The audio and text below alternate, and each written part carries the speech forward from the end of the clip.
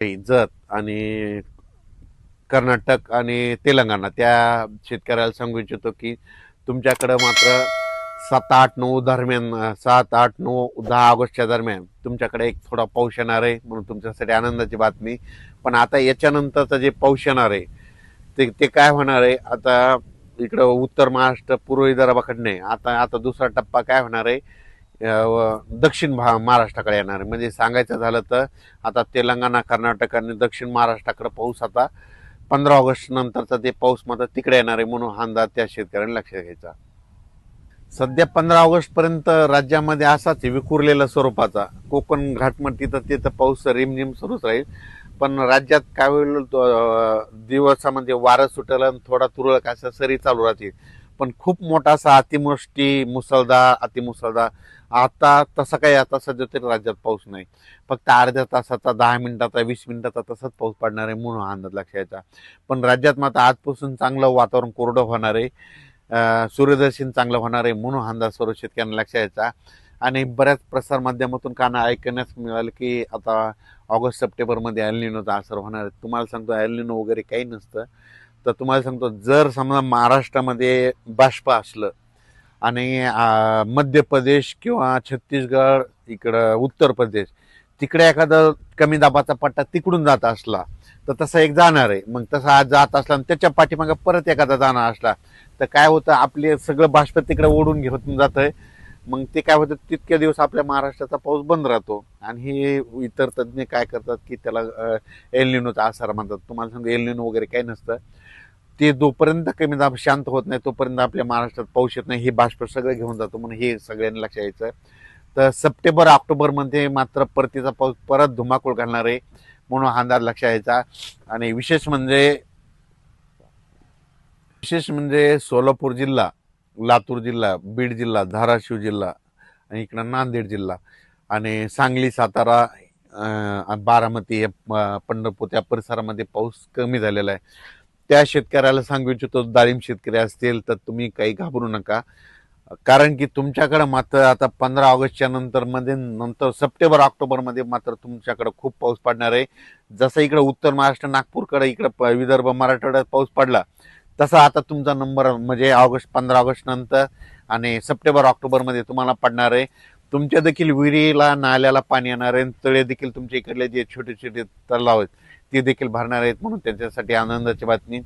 आणि लातूरचं जे मांजरा धरण आहे तर त्याच्यात देखील पाणी येणार आहे म्हणून त्यांच्यासाठी आनंदाची बातमी. पण त्यांना पाणी येण्यासाठी तुम्हाला सांगतो 15 ऑगस्टच्या नंतर तिकडल्या याच्यात थोडं पाणी येईल.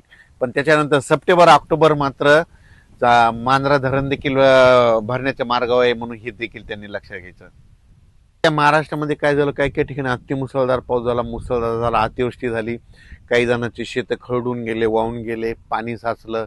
तर माझं म्हणणं आहे त्या शेतकऱ्यांनी ज्यांचे घरं पडझड झाली त्यांनी काय करायचं तुमच्या इथले ते ग्रामसेवक तलाठी त्यांना भेटून त्यांच्याकडून पंचनामे करून घेऊन शासनानं देखील मदत करण्यासाठी भाग पाडावे म्हणून हे तुम्ही तुमचं करू शकता. कारण की तुम्ही त्यांना कळवा आमचं असं झालं त्यांना वाटल्यास त्यांना प्रॅक्टिस तिथं आणून दाखवा हे असे पडझड झाली शेतं वाहून गेले म्हणून हे तुमचं काम आहे म्हणून हे लक्षात घ्यायचं.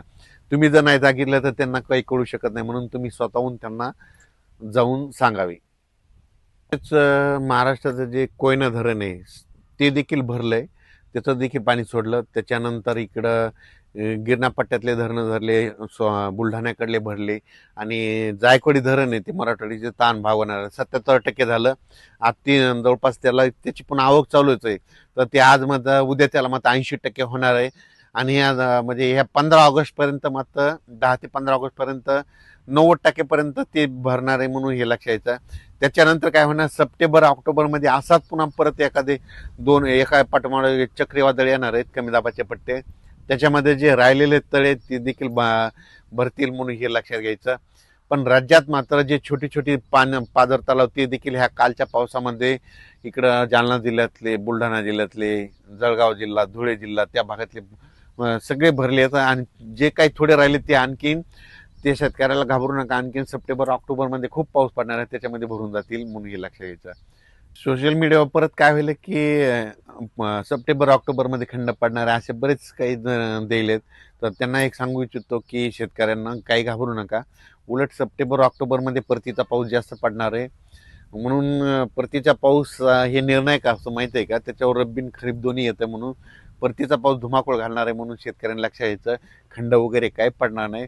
फक्त काय असतं की मी म्हटलं ना, एका पाठोपाठ 2 चक्रीवादळ जर दुसऱ्या राज्यात झाले तर तोपर्यंत आपलं 10-20 दिवस आपलं पाऊस बंद होतं, एवढं लक्षात घ्यायचं. पण तितक्यामध्ये शेतकऱ्याचे कामे देखील आटपून जातात, म्हणून हे लक्षात घ्यायचं.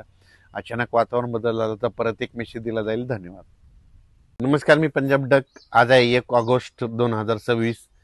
राज्यात आज ठिकठिकाणी सूर्यदर्शन होणार आहे आणि झालं देखील. आणि आणखीन 1, 2, 3, 4 ऑगस्ट दरम्यान राज्यामध्ये काय होणार आहे, स्थानिक वातावरण तयार होऊन तुरळक ठिकाणी पाऊस पडणार आहे. असा एवढा काही मोठा पडणार नाही म्हणून अंदाज लक्षात घ्यायचा. मग सांगायचं झालं तर ते पाऊस कसा पडणार आहे आणि कोणत्या भागात पडणार आहे, तर सोलापूर जिल्हा, धाराशिव जिल्हा, लातूर जिल्हा, बीड जिल्हा, परभणी जिल्हा, नांदेड जिल्हा, जालना जिल्हा, बुलढाणा जिल्हा, अकोला, अमरावती, यवतमाळ, वाशिम, हिंगोली, नांदेड आणि चंद्रपूर, नागपूर ह्या पट्ट्यामध्ये काय होणार, स्थानिक वातावरण तयार होऊन काय होणार आहे, तर 5 ऑगस्टपर्यंत दुपारपर्यंत चांगलं ऊन पडणार आणि 2:30-3च्या नंतर अर्ध्या तासाचा 1 तासाचा जोराचा पाऊस पडणार आहे म्हणून हा अंदाज लक्षात घ्यायचा. त्याच्यानंतर खास करून सोलापूर जिल्हा, लातूर जिल्हा, धाराशिव जिल्हा, नांदेड जिल्हा, इकडे सांगली